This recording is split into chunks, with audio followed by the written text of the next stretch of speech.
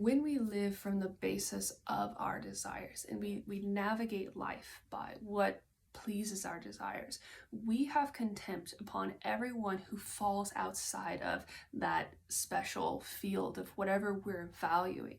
When we don't value everyone from the basis of a real regard of righteousness, and those who are of righteousness, those who are of a listening, a hearing spirit and heart, but we judge people from our desires of, who we think is cool, who we think is witty, who we think is funny, who we think, is gonna be this person that we're gonna, have this romantic, relationship with, or whatever it is. When we are living from our desires, we are living from that law. We are living from the law of our desires. And every place that we do this, we are, instead of living from what is truly good and fair, we are living now from a corrupt law, and that is the law of our desires. And what this means is that when we go through life, we are judging from those desires. We are judging from that self love. We are judging from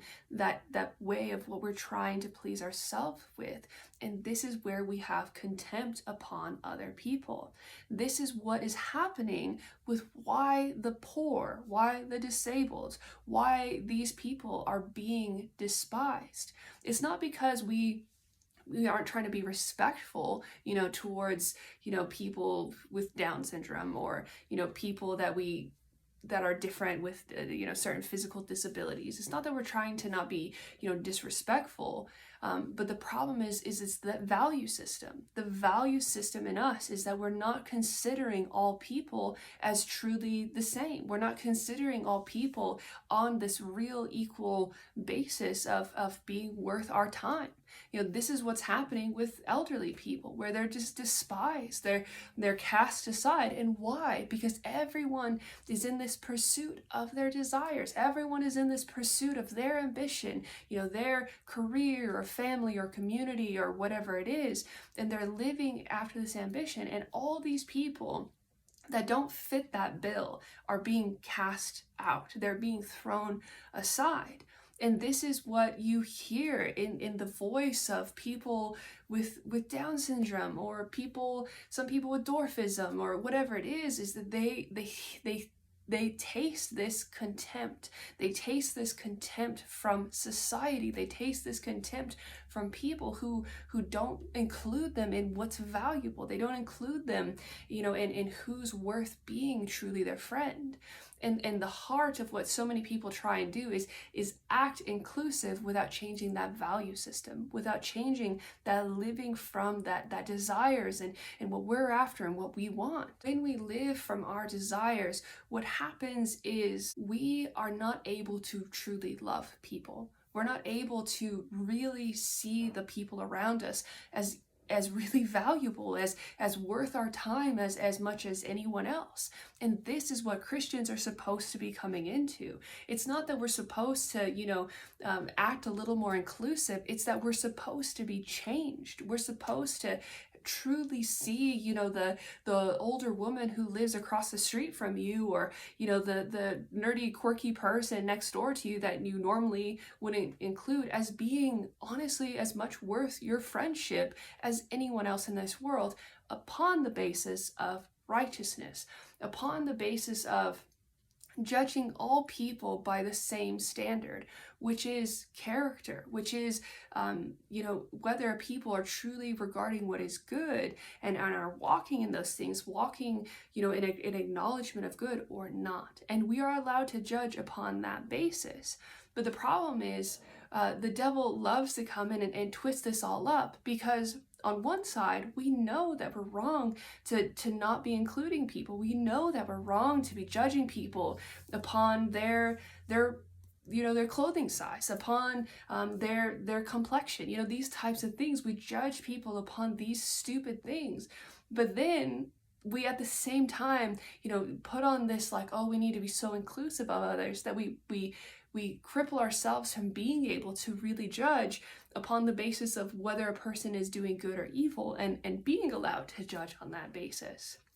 But for all of us, we should so value humans. We should so value people that we honestly are including everyone in that assessment, and giving people a chance, giving people an opportunity, and seeing that these people are just as much worth being your friends as anyone else.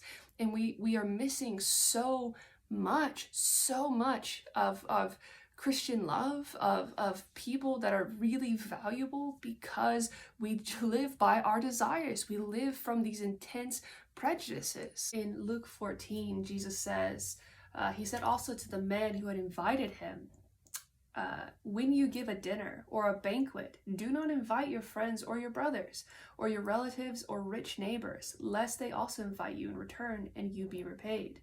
But when you give a feast, invite the poor, the crippled, the lame, the blind, and you will be blessed, because they cannot repay you, for you will be repaid at the resurrection of the just. What is going on here is that when we are, the worldly heart is so adamantly pursuing that self-advantage. You're pursuing, that popularity contest. You're pursuing this status and these things that, even if you're just pursuing your community or your family, you're still pursuing from that self-advantage, and you're living purely from that law. And because of that, everyone who doesn't fit the bill for that gets cast out. They get cast aside. And that's what happens in worldliness. That's what happens in this world, is the person who is disabled, the person who is sick, the elderly, all these people, they're despised. And, we think that they're not despised because we're nice to them. But when you don't truly see them as being of much value to have with you as anyone else, then they are despised. You are showing favoritism, as James talks about.